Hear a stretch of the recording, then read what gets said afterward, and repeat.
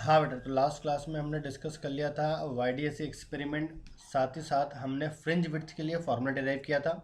Now अब अगर बात की जाए डिपेंडेंसी ऑफ फ्रिंज विड्थ क्या होती है, तो देखें टॉपिक है हमारा डिपेंडेंसी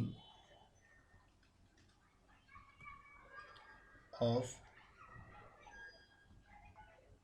फ्रिंज विड्थ। ठीक, तो फ्रिंज विड्थ का जो फॉर्मूला आ रहा था बेटा, it is beta which is equals to lambda D by D. Now अगर इसको हम देखें तो जो हमारा फ्रिंज विड्थ होता है, चाहे वो डार्क की हो या ब्राइट की, किस पे डिपेंड कर रही होती है?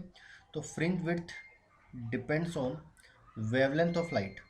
मीन्स अगर वेवलेंथ ज़्यादा होगा तो फ्रिंज विड्थ भी ज़्यादा होगा। मीन्स रेड कलर के लिए फ्रिंज विड्थ की वैल्यू ज़्यादा होती है क्योंकि रेड कलर की वेवलेंथ ज़्यादा होती है। Similarly fringe width directly proportional to d. D is a distance between slits and screen, and the fringe width is directly proportional to 1 by d. Means दोनों स्लिट के बीच का डिस्टेंस कम किया जाएगा तो फ्रिंज विड्थ क्या हो जाएगा बेटा? ज़्यादा हो जाएगा।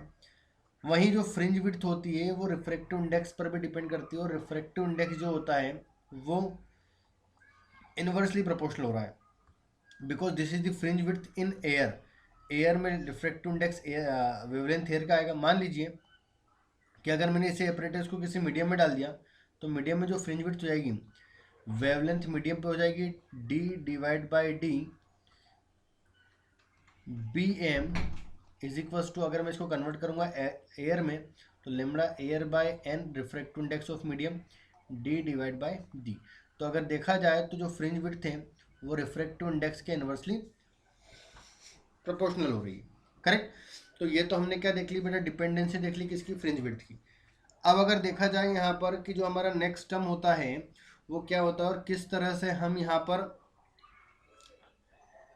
इंटरफेरेंस जो होता है उसमें एनर्जी कंजर्व होती है, कंजर्वेशन ऑफ एनर्जी हमें डिस्कस करना है इन इंटरफेरेंस। ठीक है, तो किस तरह से होगा देखें। तो टॉपिक है हमारा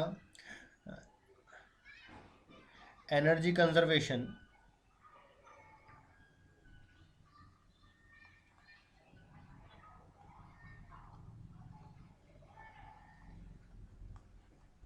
इन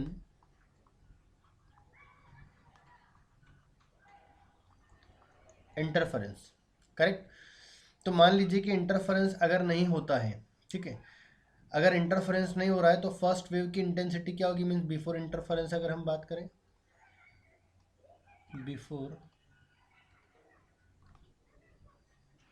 इंटरफेरेंस अगर बात की जाए तो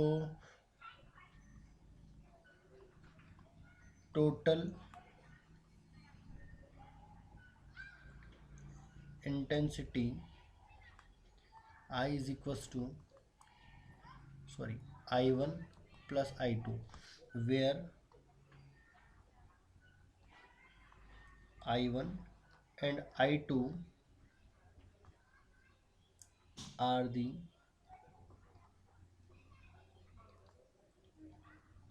intensity of first and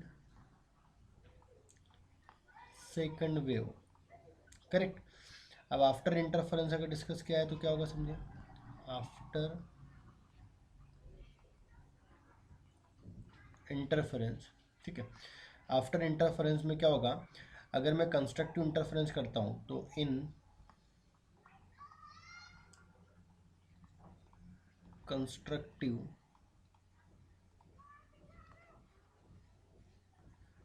interference intensity जो आती है मेरे पास होती है I1 प्लस I2, इसको मैं लिखता हूँ I constructive plus 2 root over I1 I2। ठीक है, but in destructive interference, in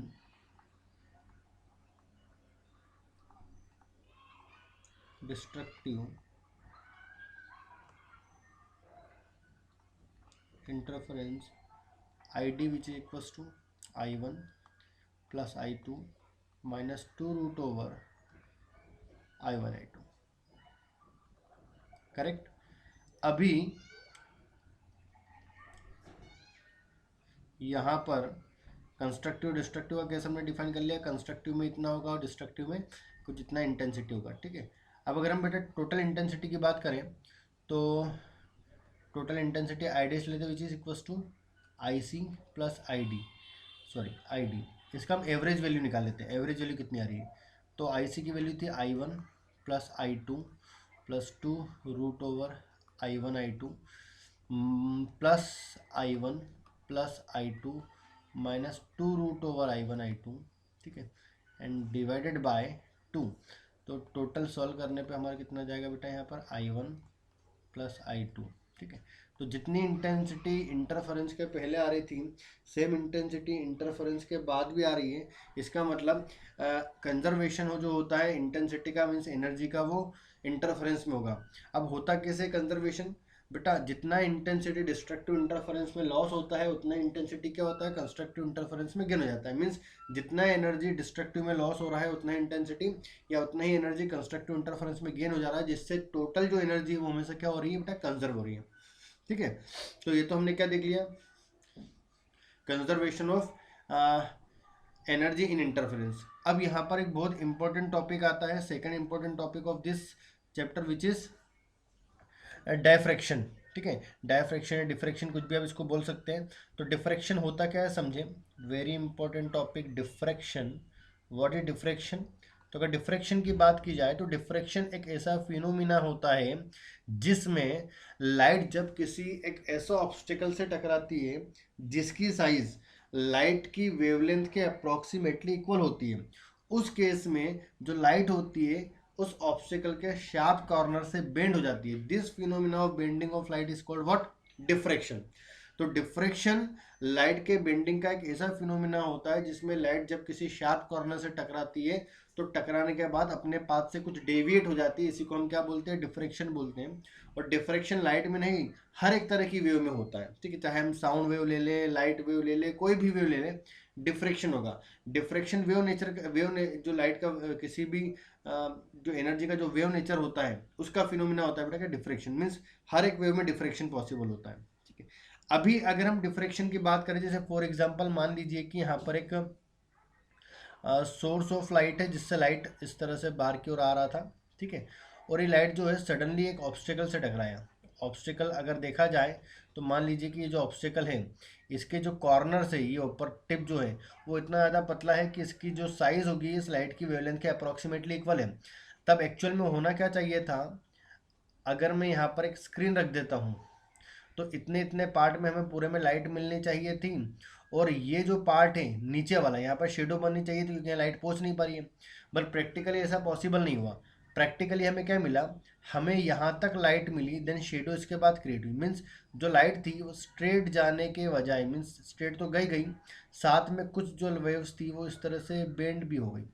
bend होने से इस पूरे पार्ट में हमें क्या मिला, इल्यूमिनेशन मिला, और यहाँ से फिर हमें डार्कनेस मिली, मतलब यहाँ से हमें फिर क्या मिला बेटा, शेडो मिली। तो इस तरह का जो फिनोमिना होता है उसको हम क्या बोलते हैं, डिफ्रैक्शन बोलते हैं। Diffraction is the phenomena in which light wave bend from the sharp corners of obstacle, ठीक है।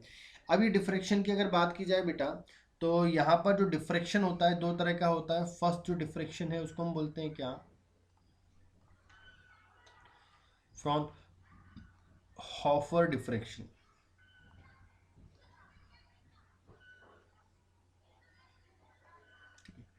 एंड सेकंड जो डिफ्रैक्शन होता है विच इज कॉल्ड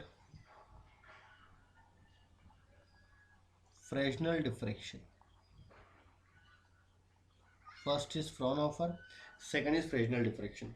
अब डिफरेंस क्या होता है बेटा दोनों में, सबसे पहली बात फ्रेस्नेल डिफ्रैक्शन हमें है नहीं, हमें सिर्फ फ्रेस्नेल डिस्टेंस कैलकुलेट करना है।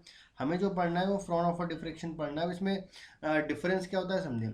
तो फ्रॉनहोफर डिफ्रैक्शन में मेरा जो सोर्स होता है, ठीक है, वो जो स्क्रीन होती है वो ऑब्स्टेकल से इनफाइनाइट डिस्टेंस पर होते हैं।